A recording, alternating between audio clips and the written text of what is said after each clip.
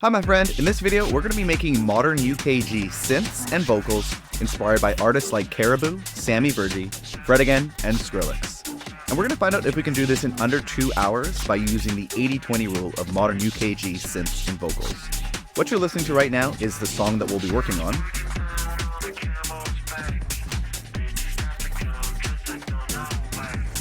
And what you're looking at right now is the Ableton project file that we'll be working on. In particular, we're going to focus our attention on this melodic group right here and go in order of the tracks as I actually built them out, so you can follow along when you're creating synths and vocals for your own tunes in this style.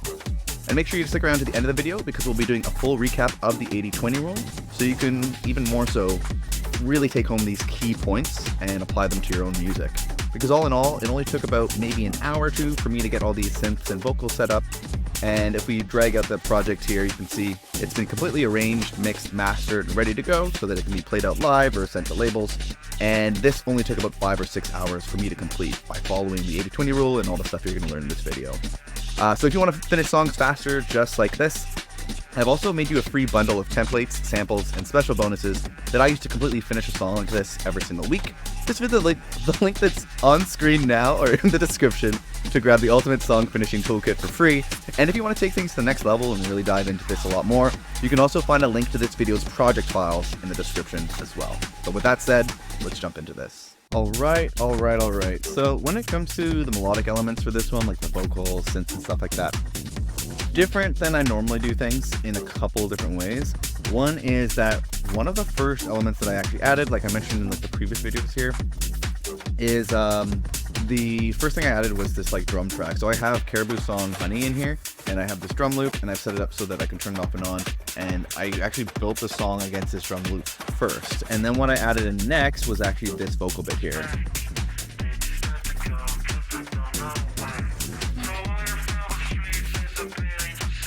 And the reason I did that is because a friend of mine wanted me to create a Feel Good Inc. tune for like an NFT project. So I was like, okay, I think I can do this in combination with creating like a remix and rebuild. And so once I had the drums, I added in the vocals to make sure they work together, and then started building everything out. And so what I had in first was I got this Gorillaz Feel Good Inc. I think I just grabbed it off of YouTube, to be honest. And then what I did was a little bit of some interesting stuff with the processing. So I have this chain here where there's nothing in it. And then I'm also bringing in this nectar, which is this cool plugin my buddy John Alpine showed me. And basically what he showed me is you can map the LFO to the pitch, the formant, and then you can create this kind of like weird like sound to the vocals where they're like going like and like slightly morphing. You can hear that.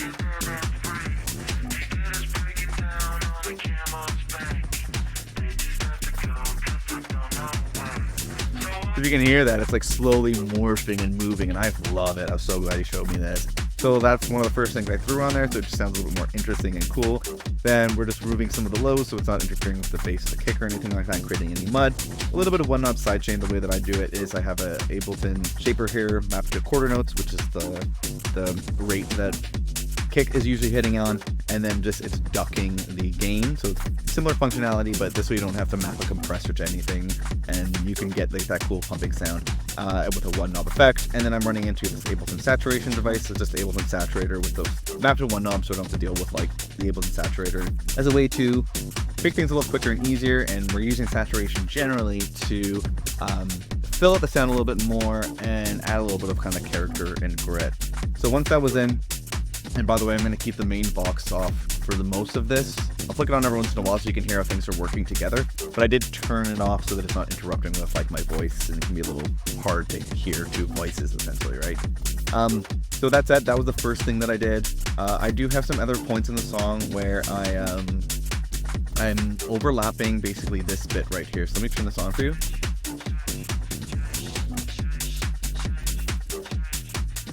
And so what this is like the, it's just a part of the intro. It's cool. I think it adds a little bit of character to the rest of the track. So I added it in, and I just chopped it up so that it's moving out like thing, because it was clashing with the rest of my melodic elements, like the bass and whatnot. And I've kind of making that happen with like the style of the bass there, and a way to make things a little bit different. So I threw this on here, nothing too crazy in processing. It's just removing much of the lows, removing much of the highs. It's a way to kind of like nestle it in, make sure that it's not interrupting the kick or the bass or anything. A little bit of one knob sidechain, so it's pumping and adding, making room for the kick. Some saturation to bring the sound out a bit more in terms of fullness and a little bit of grit. And then what I am doing too is I have this one knob width plugin, which is a free plugin from Polyverse called Wider. It's a really, really cool plugin for kind of more stereoizing stuff. So it's kind of pushing the sound to the left and the right a little bit, making it more stereo. And that way, when it's played with this,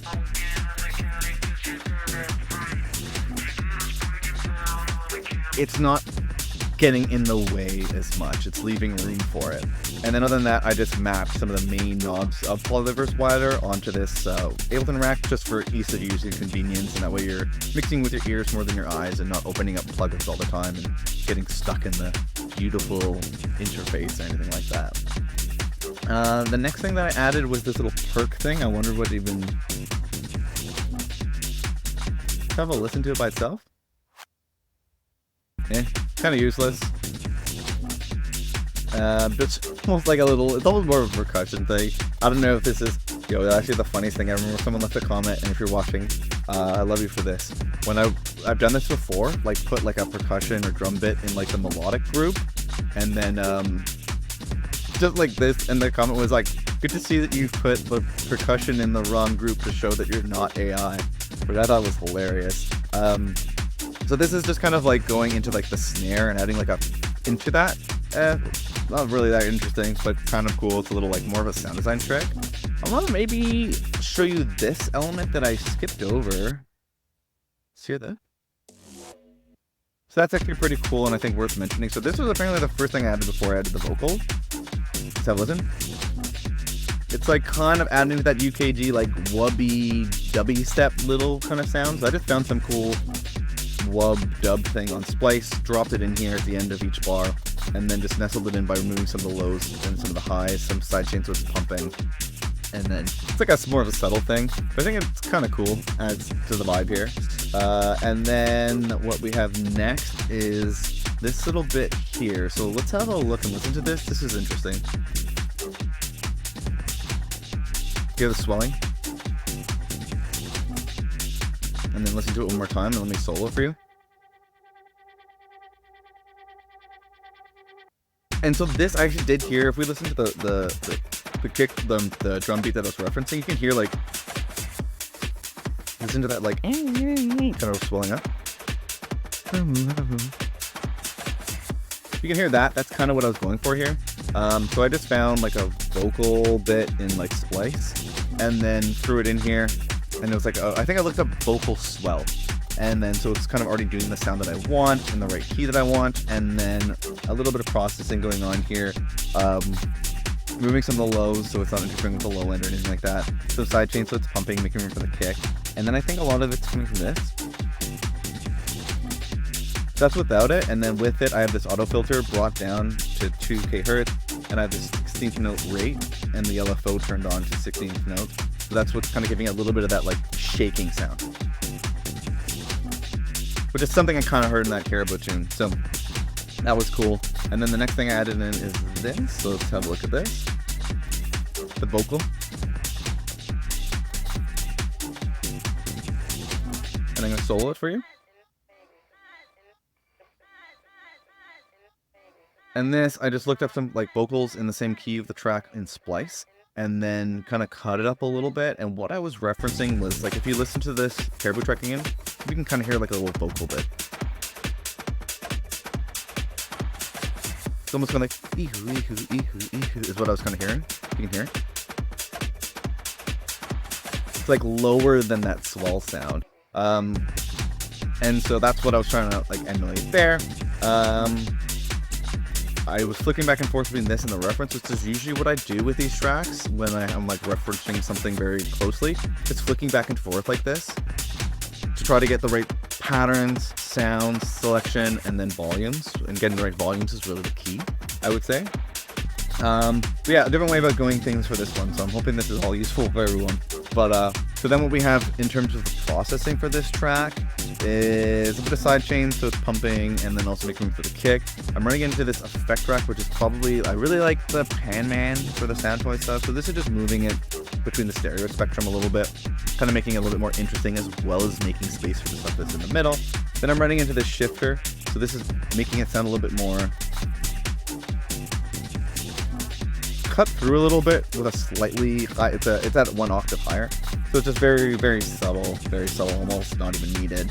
And then what I'm doing is a little bit of EQ here. So we're moving a bunch of the low, so it's making room for the kick and the bass and all that good stuff.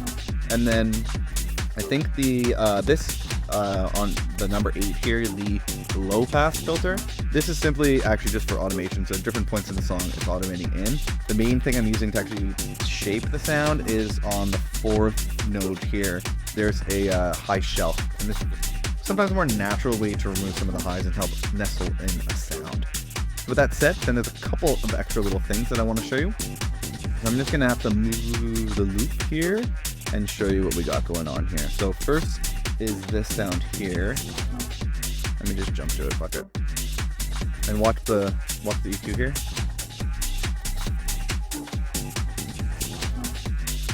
Down again.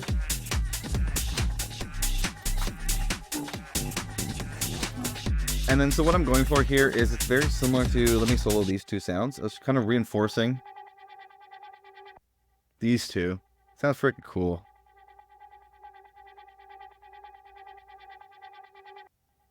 So the idea here is, felt like it wasn't fully getting the vibe of like the swelling bit here, I guess. And it's also something I just happened to fall upon while in Splice and thought it sounded cool, so like I'm gonna include this in the track. So it's doing a similar thing, working with that other sound that we first showed off right here if you watch the mode jiggle. So a little bit more of a happy accident, just letting, like, as I'm discovering loops and stuff like that, kind of shape where things are going.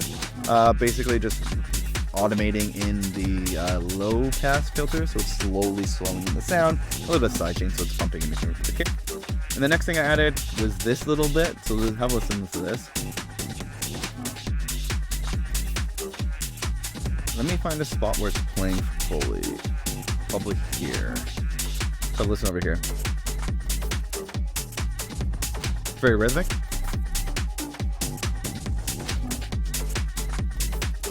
I'm gonna solo it for you.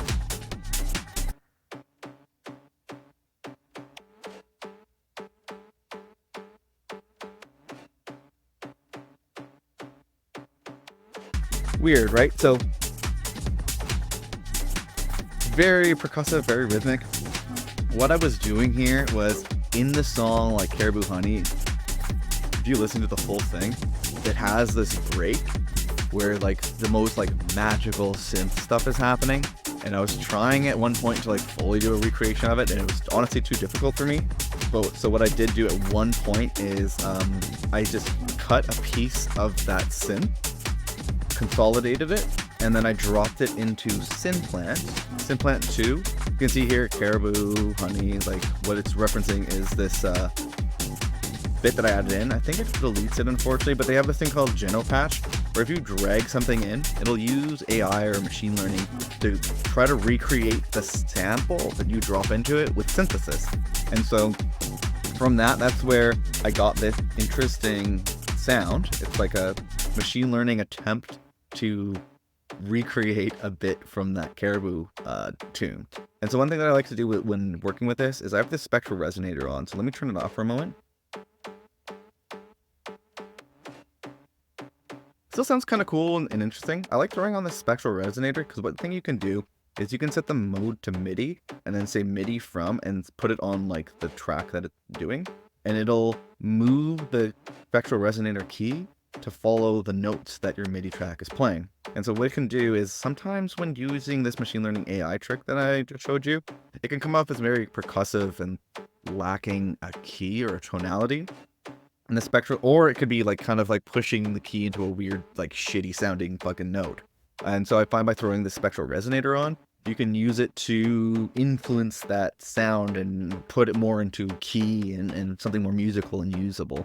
Because this machine learning version of it is still very, I don't know, it'd be cool if it could eventually just like actually copy a sound. But right now I don't think it can. It's a little bit more for like making weird, interesting textures and stuff like this. So that's a little trick right there that I like to do. And then other than that, just removing some of the lows, some side chains, so it's pumping, saturation, so it's filling up the sound a little bit, and then the one knob with plug-in to make things a little bit wider. But yeah, that's a look at how I went about the synth and everything for this. It's a lot more minimal. The vocals are really carrying it quite a bit. And there's a lot of like interesting sound design bits in like the drum section. If you remember, if you watched the drum section of this breakdown, there's a lot of like interesting stuff going on there. And it's mostly almost like sound effects and stuff like that. There's not like a traditional, I don't know, piano or anything like that playing. So I think it's really fun to make this kind of stuff. It's all like swelling sounds and all these things like swirling around. And yeah, had a really good time cracking on with this one. So hope you found this useful, and what we'll do is an 80-20 rule recap. I know it's a little bit different than how I usually go about things, but I think you'll find it useful to recap the 80-20 rule so you can apply what you learned to your own tracks. Before we do that, I want to mention that this video is sponsored by our good friends over at Rocket Powered Sound. They hooked up the kick sample that we're using in here, so we're playing the RPS Old Friend kick, which is from their Ultimate Sample Pack, which is a sample pack filled with over 1,000 iconic and usable sounds. And if you want to grab that, you can get it for 30% off by using the code that's on screen now, all for the best friends, as well as visiting the link that's on screen now or the link that's in the description. So yeah, shout out to them for hooking us up. And they've also hooked us up. If you grab the project files for this one, you'll also be able to get the RPS samples that have been included in this project file. So big thanks to them for hooking up the community here. And with that said, let's jump into the 80-20 rule for this one. Hi, my friend, Matt from Best Friends Club here. And if you've been paying attention, then you've probably figured out what the 80-20 rule is when it comes to creating melodic elements like synths and vocals for your music. The goal here is to get 80% of the result with only 20% of the time, energy, or effort. And because the first key to the 80-20 rule when building out your melodic elements is to use a reference track, we are making sure that we're effortlessly hitting 80% of a very professional benchmark. In particular, we use that reference track to focus on playing in the right key, following a similar rhythm, and selecting the right sounds. This just keeps things fast and focused. The second key is to mix as you go in an extremely streamlined way by only focusing on the volume of our sounds compared to the reference track, as well as using a simple repeatable channel strip for each track that we add to our songs. The third and final key is that you don't want to reinvent the wheel each and every time, so you should start a practice of repurposing your old project files by adding old project files, racks, and groups to your collections area in Ableton. By creating a suite of powerful templates, Ableton racks, and one knob effects that you've personalized and curated over time, you'll be able to get a higher quality result faster. If you'd like to get a head start by downloading all the racks, templates, and all the files that you've seen me use in the Ableton project file for this video, or if you'd just like to take a closer look at any of the techniques or tracks you saw me work on in this video at your own pace, you can find a link to this video's project files on screen now and at the second link that's in the YouTube description. I'm recreating a different song from the Beatport top charts every single week and making the project files available to anyone who wants them. You'll also get access to a private Discord where you can ask me and the community questions, as well as share tracks for feedback. If you or your music are not quite ready for a shot in the arm like that, I've also made you a completely free bundle of templates, samples, and special bonuses that have helped me figure out how to completely finish one new song each and every single week. And you can grab that free Ultimate Song Finishing Toolkit by visiting the first link that's in the YouTube description here. However, if you just feel like staying on YouTube for now, that's totally fine. Save that link for later and check out this playlist of videos where I remake other melodic elements like synths and vocals from other songs in the Beatport top charts. Or if you want to take what you've learned in this video to the next level, check out this video right here.